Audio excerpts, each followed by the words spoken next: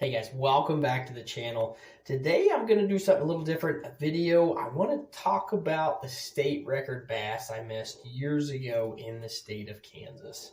I missed this fish. It was in, what year was that, 2003 or 2004. I was a freshman in high school. And if you guys are not aware, the actual state record bass did come out of the strip pits in southeast Kansas. I have heard it's come out of a private pit. I've heard it came out of the state pits. Not exactly sure where it came out of. I've heard a couple different stories from a couple different guys, but I did hear, I think it did come out of a state pit, but never know for sure exactly where it was, but it was out of the pits. I do know that.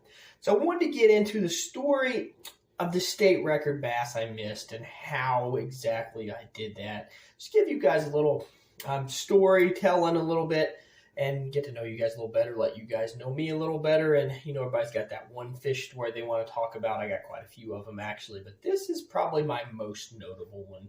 So before we get into it, if you're not a subscriber to the channel yet, please click subscribe.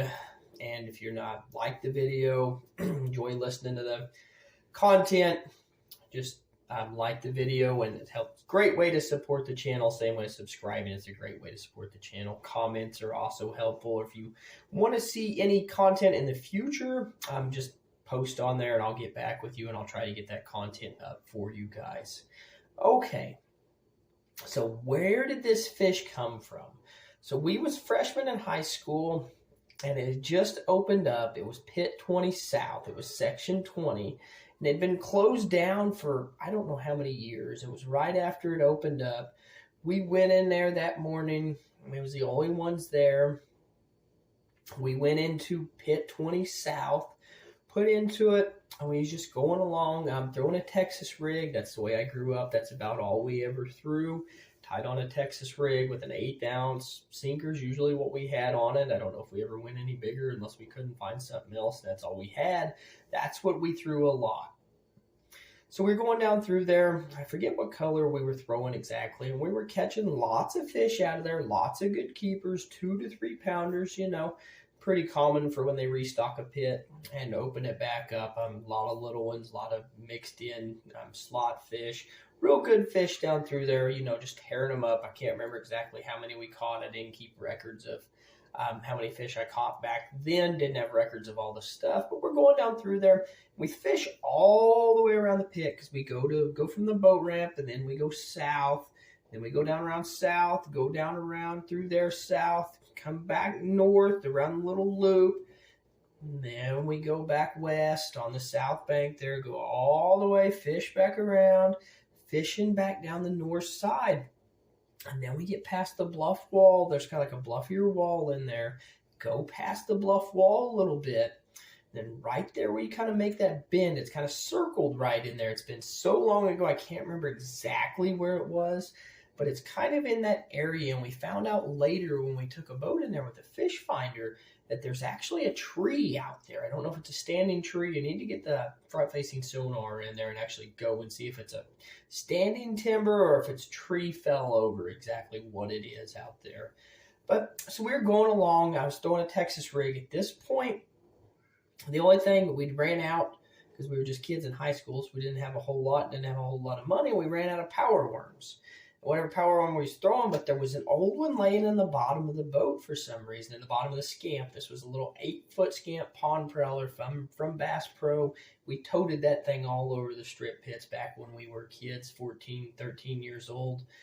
Once I was old enough to drive, we toted that thing everywhere, went to about every pit possible, I thought, even though I still ain't fished them all, but we tried to go to about every one of them. So I grabbed this power worm at the bottom of the boat. You know, it was covered in dirt and it was old. And I was like, okay, well, this is all we got. You know, we ain't got nothing else. So I throw it on there and it was actually a black neon. I don't know if that was the exact name of the color, but it's black on one side and it's a neon gray on the other side. And I'm like, okay, I'll throw that out there. And I was throwing it up to the bank and I started catching some fish on it. I was like, okay, well, hey, it's working. You know, okay. So then I cast up there and I tried to cast up to the bank and I cast it out in front of the boat. And I was like, oh crap, I cast out in front of the boat. So sitting there and I'm like, oh, well, you know, I'll work it back. So it hits the bottom. Then I start to work it back and one grabs it. So I set the hook in it, and I'm like, oh, man. I was like, that feels pretty good. And he's like, my cousin was in the boat with me at that time. He's like, well, how good is it? I was like, I don't know, but it feels pretty decent. And then it jumped. And I mean, when it jumped, it had a mouth. I mean, it was like that big. Might be exaggerating, but I mean, it's been so many years ago, but it's the biggest bass I've ever seen, guys. I've caught a 10-pounder in Florida, or seen a 10-pounder caught in Florida. I missed a 10-pounder that same day in Florida.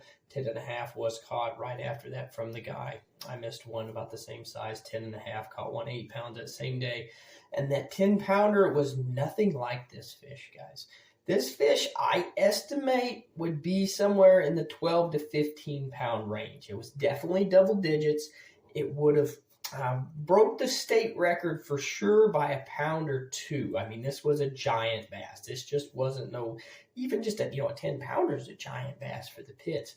But this was a state record potential. I estimated it to be around like 15 pounds. But they always look bigger when they jump. But I mean, this thing jumped quite a few times. We've seen it. Just to give you a representation of how big it was, it bent the hook straight. I don't remember exactly what hooks we were using back then. Probably Eagle Claws. We didn't have a lot of money. But it was a 3/0 Eagle Claw, I do believe. Would have probably been the hook we was throwing back then. And I got it all the way to the boat, fought it all the way to the boat, and it did not come off. And then my cousin, I'm like, here, get him in here, grab him. And my cousin grabs the line. I mean, we're kids. We didn't know no better. But he grabbed the line. And, usually if you grab the line will break on a fish like that. But he grabbed the line instead of just grabbing. I mean, he could have stuck both hands in this fish's mouth and grabbed this bass, But he grabbed the line for some reason. I don't know why. He still probably feels terrible to this day. If he sees this video, he's probably going to be like, oh my gosh, he's bringing that up again, And he grabbed the line, and just to represent how big this fish was, when he grabbed the line to pull it up, it bent the hook straight. And that's how the hook popped out of this bass. Was because, and I mean, it was right there, and it flopped and hit the side of the boat. It didn't just flop. It was more like a thud because it was so big.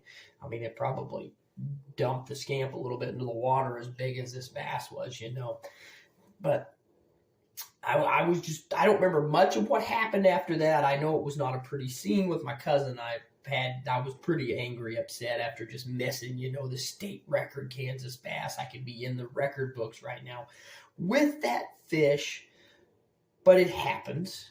It happens to everybody, and unfortunately it happened to me, and this is just another fish story like the rest of us have because we never got it in the boat. But I wanted to do this story for you guys because I have a lot of pit followers, and I've got a lot of subscribers from my pit videos on the Mineland Wildlife area, so I wanted to let you guys know that I have missed a potential state record fish out of these pits, and that is Pit South 20. I have not done that since then. I only know of another, well, actually of two. One was 6 pounds, 7 ounces, I believe, caught out of there. And then one here just a while back was a 20-incher. I don't know if he weighed it or not, but it was a 20-incher. So they're still in there. They're just harder to catch.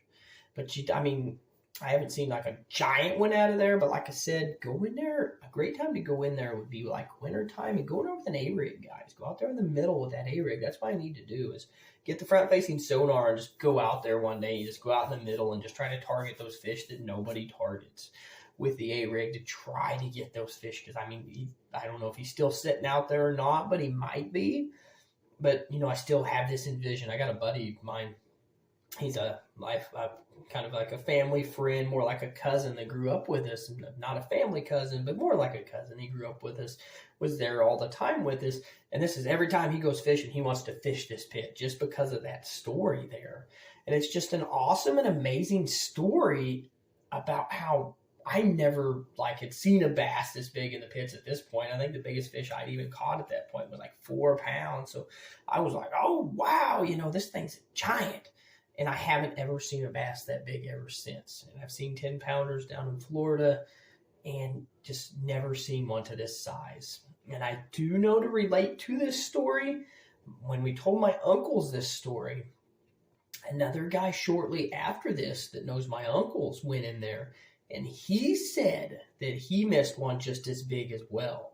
He had caught 12 and 13 pounders down in Texas. and he said it put them to shame in there. So, I mean, I don't know if it was the same fish or not, or just at that time it had a lot of great fish in there, which there's a lot of big shad in there, so it's got a lot of good fish. I do have a Mineland Wildlife Area video breakdown on that pit, but I just wanted to talk to you guys about that story and let you know about the giant bass that I missed in the Mineland Wildlife Area. So hopefully you guys enjoyed it. I'll try to get some more content and breaking some stuff down here in the next few days. Just got a lot of things to do and pretty busy with sports right now with the boys. So just trying to keep you guys going with content as well and give you guys some more stories and kind of get to know me a little better, get to know you guys a little better, enjoying talking to everybody and just having a good time with the YouTube. Thank you guys.